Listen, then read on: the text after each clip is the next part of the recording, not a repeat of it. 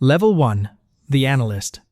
100 million barrels of oil move across the ocean every day, through a strait 21 miles wide, past warships, past sanctions, into refineries in countries that don't speak to each other. Your job is to know where every barrel is. You're 22. You don't know where Hormuz is. You walk onto the trading floor in Geneva on a Monday in June. Not a bank, no marble lobby. An open floor that smells like coffee and sweat, and something you can't name yet. That's cortisol. 40 traders, 6 screens each, half of them shouting into phones older than you are. Nobody looks up when you sit down. They give you a desk at the edge, 2 monitors, a spreadsheet with 73 tanker positions, Arabian Gulf, West Africa, North Sea. Your job is to update it every 30 minutes. That's it. You learn the vocabulary: Brent, WTI, contango, backwardation, Suezmax, VLCC, API gravity, sulfur content. Oil is not a number on a screen. It's 2 million barrels in a tank farm in Fujairah, waiting for someone to decide where it goes. You track cargoes, you log departure times, you calculate demurrage on tankers you've never seen. Each dot on the map is worth $80 million. The floor eats dinner together. Kebabs from the place on Rue du Rhône. Everyone eats at their desk. The senior traders talk about cargoes the way other people talk about weather. Casually, constantly. Your apartment is a studio near Cornavan Station. You leave at 6:15 a.m. You come back at 8 p.m. The place is clean because you're never in it long enough to make a mess. You go out on Friday with the other trainees. A bar in Paquis. One of them asks what you actually do all day.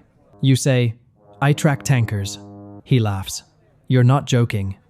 You make $87,000. Your college friends in banking make twice that, but they trade models. You trade the thing the models are based on. The price on your first day is $73.41. You write it in your notebook. You don't know why yet. You will. Level 2. The Junior Trader. They let you trade small cargoes. 500,000 barrels. Fujairah to Rotterdam.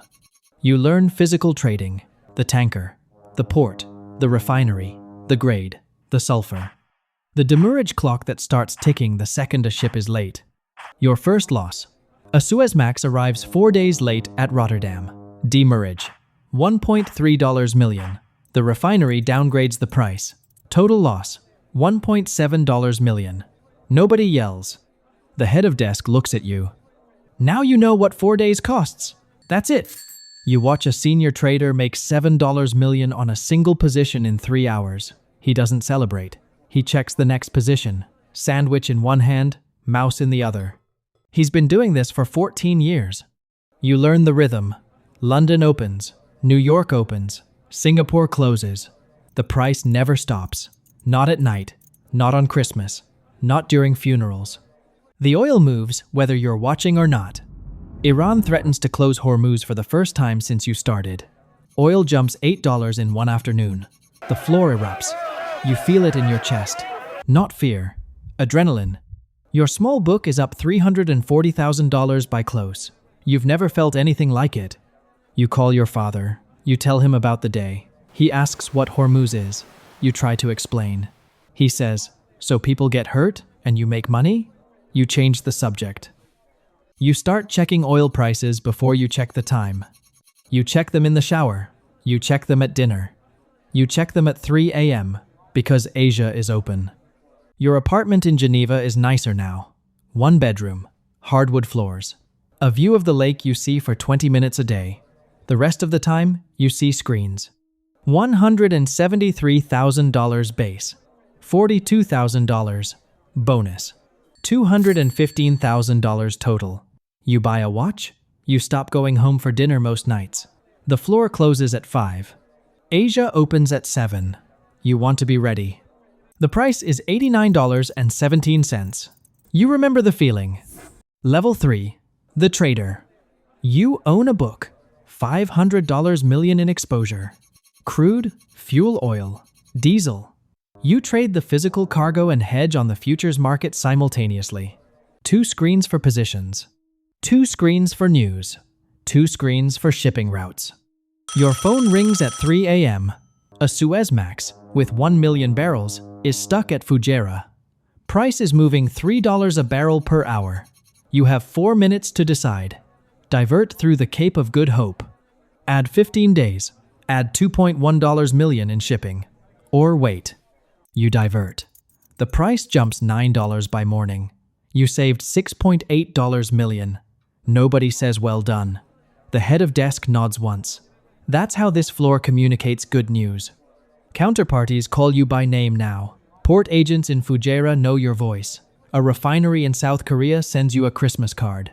You don't celebrate Christmas. You learn what a pip of difference in sulfur content does to a margin. You learn that weather in the Gulf of Mexico matters more than any earnings call. You learn that a pipeline leak in Nigeria can pay for your apartment.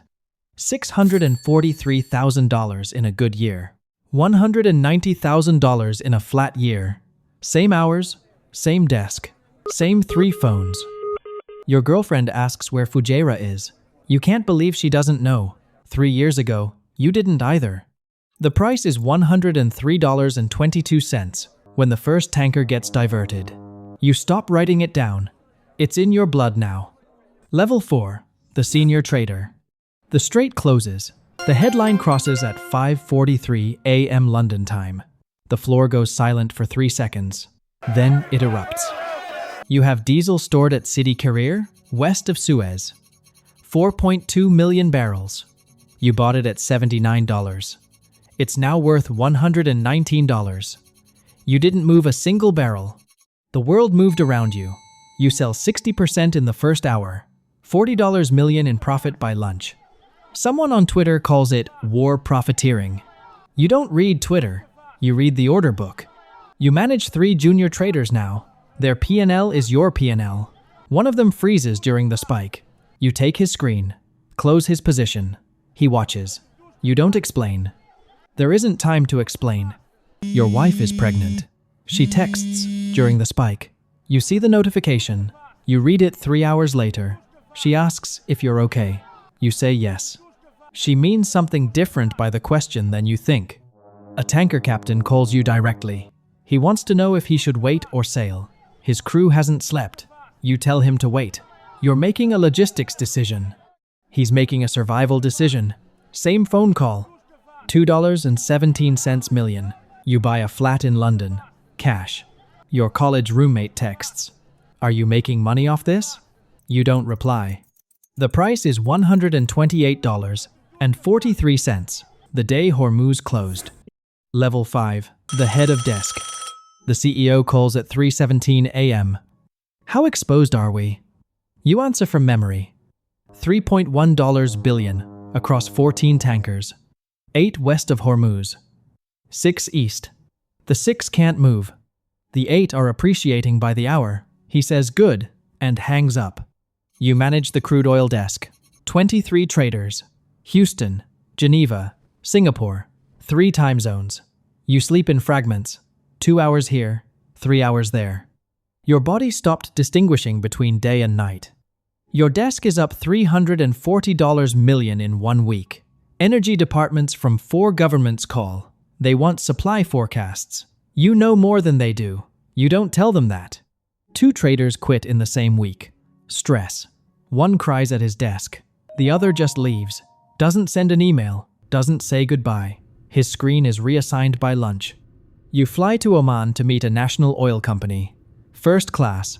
The man across the table controls 800,000 barrels a day. You control where they go. $4.7 million. Your tax advisor has a tax advisor. Your wife doesn't ask about work anymore. She asks when you're landing. The price is $134.71. Day 5. Level 6. The head of oil. You run the entire oil trading division. 200 traders. $40 billion in annual turnover. You sit on the risk committee. You decide the firm's total exposure to the strait. OPEC delegates return your calls. Energy ministers text you directly. A refinery in Texas asks you personally to expedite a cargo. You do. Not as a favor, as a position. The TV in the break room shows a woman in Ohio. Gas is $6.47 a gallon. She's trying to fill her tank. She puts in $23 and stops. Your division made $1.2 billion this quarter, same barrel. Nobody on the floor watches the TV. You do, for about 4 seconds. Then you check the price.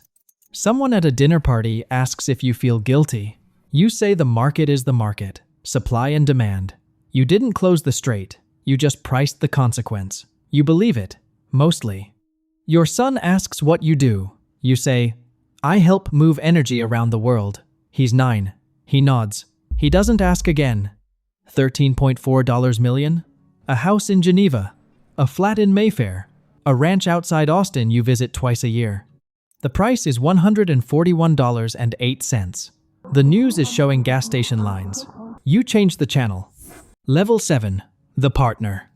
Board meeting. 12 partners. No screens. Just numbers on paper. The firm made $7.3 billion in profit this year. Hormuz was the event of a generation. You helped price it. You own 2.3% of the firm. Your share is $47 million this year. Last year, it was $11 million. Same desk, same coffee. Same floor you walked onto 30 years ago. Energy ministers call you directly now, not your traders. You. A journalist asks how you sleep at night. You say, efficiently. You didn't start the war. You priced it. The oil moved, or it didn't. The tankers sailed, or they waited. The strait opened, or it closed. You just sat in a chair and decided what that was worth. The price doesn't have a conscience. Neither does the chair. $147.23 on the screen behind you. Same orange numbers on a black background you saw at 22. You understood none of them then. You understand all of them now. You're not sure that's better. The cycle. A 22-year-old walks onto the trading floor on a Monday morning. The screens are red. Every screen. The price is $147 and climbing. He sits at a desk at the edge of the floor, opens the tanker tracking spreadsheet, opens the cargo map, 14 dots east of Hormuz, none of them moving. A senior trader walks past. You picked a hell of a week to start. He looks at the price. He doesn't know what any of it means yet. He will. The price doesn't care who's watching. It just needs someone to trade it.